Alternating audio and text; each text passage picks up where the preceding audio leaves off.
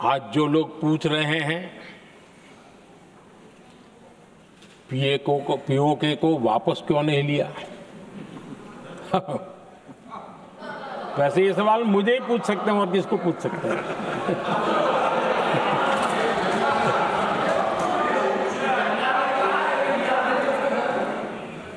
लेकिन इसके पहले जवाब देना होगा पूछने वालों को।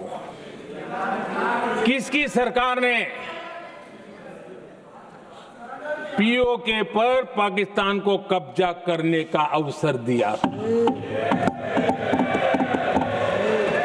जवाब साफ है, जवाब साफ है।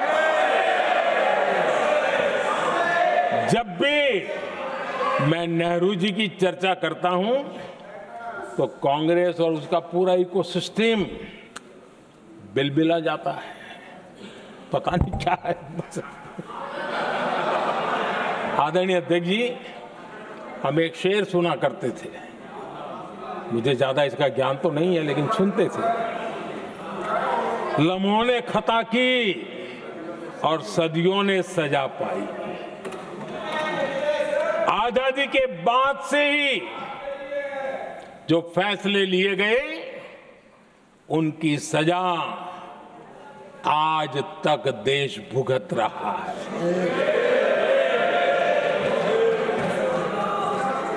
यहां बार बार एक बात का जिक्र हुआ और मैं फिर से करना चाहूंगा। अक्साई चीन की उस पूरे क्षेत्र को बंजर जमीन करार दिया गया, ये कह करके तो बंजर है। देश की 38,000 वर्ग किलोमीटर जमीन हमें खोनी पड़ी।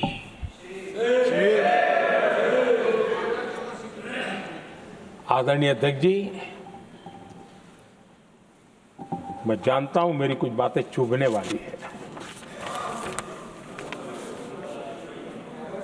1962 और 1963 के बीच कांग्रेस के नेता जम्मू कश्मीर के पूंछ, उरी, नीलम वैली और किशनगंगा को छोड़ देने का प्रस्ताव रख रहे थे।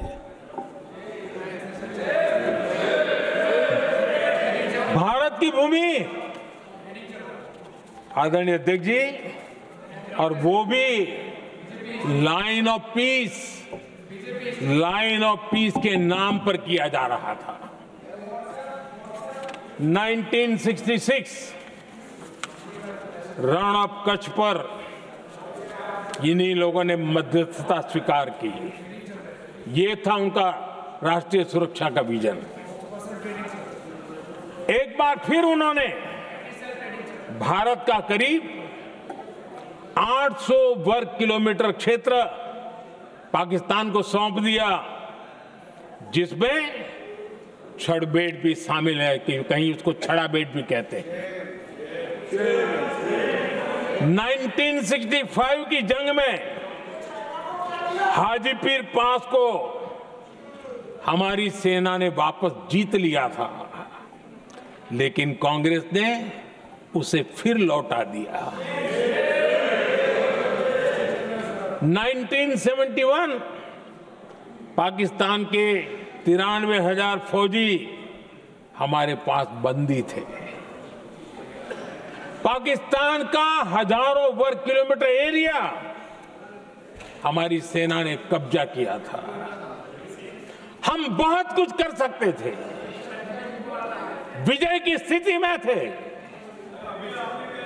उस दौरान अगर थोड़ी सा विजन होता, थोड़ी सी समझ होती, तो पीओके वापस लेने का निर्णय हो सकता। वो मौका था, वो मौका भी छोड़ दिया गया। अरे इतना ही नहीं, इतना सारा जब सामने टेबल पर था, अरे कम से कम करतारपुर साहब को तो ले सकते थे, वो ही नहीं कर पाया। 1974 श्रीलंका को कच्चथीवू द्वीप को गिफ्ट कर दिया गया। आज तक हमारे मछुआरे भाई बहनों को इससे परेशानी होती है, उनकी जान पर आफत आती है। क्या गुनाह था तमिलनाडु के मेरे फिशरमैन भाई बहनों का कि आपने उनका हक छीन लिया और दूसरों को गिफ्ट कर दिया?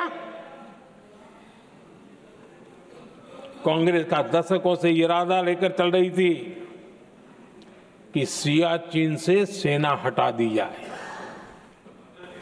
आदरणीय अध्यक्ष जी, 2014 में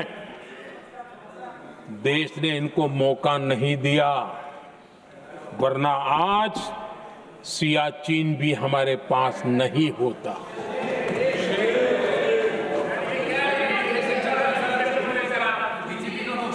आदरणीय अध्यक्ष जी, आजकल कांग्रेस के जो लोग हमें डिप्लोमेसी का पाठ पढ़ा रहे हैं, मैं उन्हें उनकी डिप्लोमेसी याद दिलाना चाहता हूं ताकि उनको भी कुछ याद रहे, पता चले। 26/11 जैसे भयंकर हमले के बाद बहुत बड़ा आतंकी हमला था। कांग्रेस का पाकिस्तान से प्रेम नहीं रुका।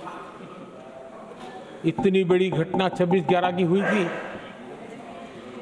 विदेशी दबाव में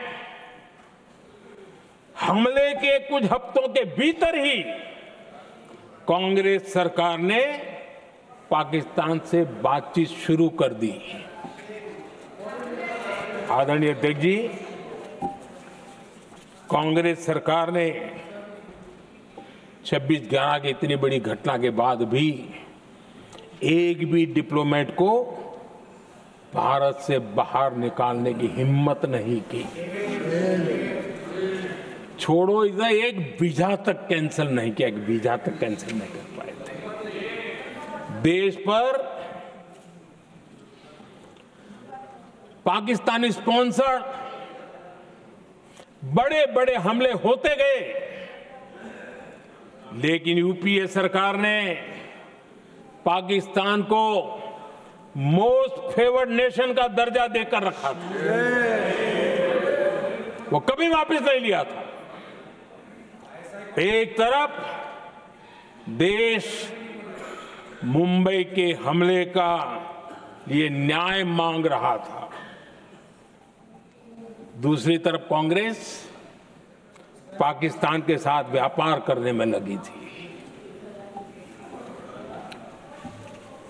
নানা ধরনের কন্টেন্ট দেখার জন্য লাইক করুন, শেয়ার করুন আমাদের ফেসবুক পেজ, সাবস্ক্রাইব করুন আমাদের ইউটিউব চ্যানেল। পাশাপাশি অন্যান্য ব্রেকিং নিউজের জন্য অবশ্যই চোখ রাখুন রিপাবলিক বাংলায়।